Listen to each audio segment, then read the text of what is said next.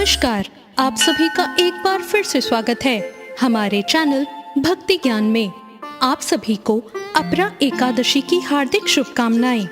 आइए सुनते हैं अपरा एकादशी की व्रत कथा।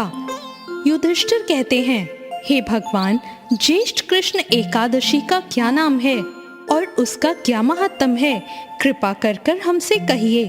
भगवान श्री कृष्ण कहते हैं, हे राजन, ये एकादशी अचला और अपरा दोनों नामों से जानी जाती है। पुराणों के अनुसार ज्येष्ठ कृष्ण पक्ष की एकादशी अपरा एकादशी है, क्योंकि ये अपार धन देने वाली है। जो मनुष्य इस व्रत को करते हैं वो संसार में प्रसिद्ध हो जाते हैं। अपरा एकादशी के व्रत के प्रभाव से ब्रह्म हत्या, भूत योनि, दूसरों की निंदा आदि के सब पाप दूर हो जाते हैं। इस व्रत को करने से पर स्त्री गमन, झूठी गवाही देना, झूठ बोलना, झूठे शास्त्र पढ़ना या बनाना, झूठा ज्योतिषी बनना और झूठा वैद्य बनना आदि सब पाप नष्ट हो जाते हैं। आइए सुनते हैं अपरा एकादशी की व्रत कथा। एक समय की बात है, प्राचीन समय में महिध्वज नाम का एक धर्मात्मा राजा रहा करता था और वो हमेशा धार्मिक कार्यों में लीन रहता था।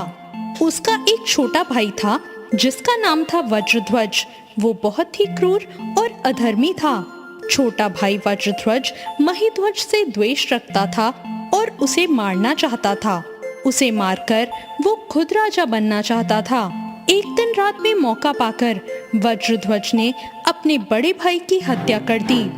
लोगों को इस बारे में पता ना चल सके, इसके लिए उसने अपने भाई के शव को जंगल में जाकर पीपल के पेड़ के नीचे गाड़ दिया। राजा की मृत्यु पूर्व निश्चित नहीं थी, इसलिए ये एक अकाल मृत्यु थी। अकाल मृत्यु होने की वजह से महिध्वज प्रेत आत्मा बनकर उसी वृक्ष पर रहने लगा और उस पेड़ पे रहकर लोगों को परेशान करने लगा।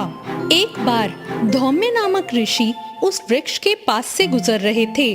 तब राजा की प्रेत आत्मा ने उन्हें भी परेशान किया, लेकिन ऋषि ने अपने तपोबल से उस प्रेत आत्मा को काबू कर लिया और उसके उत्पात का कारण समझा, जिससे उन्हें पता लगा कि ये तो राजा है और राजा के साथ सही नहीं हुआ था।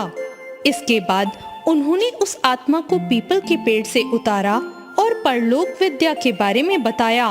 राजा की आत्मा को प्रेत योनि से मुक्ति दिलाने के लिए धौम्य ऋषि ने खुद ज्येष्ठ माह के कृष्ण पक्ष की एकादशी यानी अपरा एकादशी का व्रत किया और घोर जप भी किया। इस पुण्य के व्रत से धर्मात्मा राजा को प्रेत योनि से मुक्ति मिल गई। इसके बाद राजा की आत्मा ने ऋषि को बहुत धन्यवाद दिया और वो आत्मा स्वर्गलोक को चली गई। धार्मिक मान्यता है कि अपरा एकादशी व्रत की कथा का पाठ करने या सुनने से व्यक्ति सभी तरह के पापों से छुटकारा पा लेता है। आइए अब बात करते हैं कि अपरा एकादशी या और किसी भी एकादशी के दिन क्या नहीं करना चाहिए। अपरा एकादशी के दिन चावल बिल्कुल नहीं खाने चाहिए।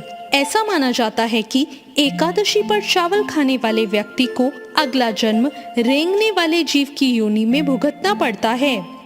एकादशी के दिन नाखून और बाल भी नहीं कटाने चाहिए। धार्मिक मान्यता है कि ऐसा करने से भगवान विष्णु रुष्ट हो जाते हैं और हमें कई परेशानियों का सामना करना पड़ सकता है। अपरा एकादशी पर घर का मंदिर भी गंदा नहीं होना चाहिए। पूजा घर गंदा होने से घर में वास्तु दोष उत्पन्न होता है और धन की हानि होती है। अपरा एकादशी के दिन बाल नहीं धोने चाहिए। इसके अलावा एकादशी व्रत में किसी व्यक्ति के बारे में गलत नहीं सोचना चाहिए और ना ही गलत बोलना चाहिए। तो ये थी अपरा एकादशी की व्रत कथा। आपको ये कथा कैसी लगी कमेंट करके जरूर बताएं। साथ ही मेरे चैनल भक्ति ज्ञान को सब्सक्राइब करना ना भूलें। धन्यवाद।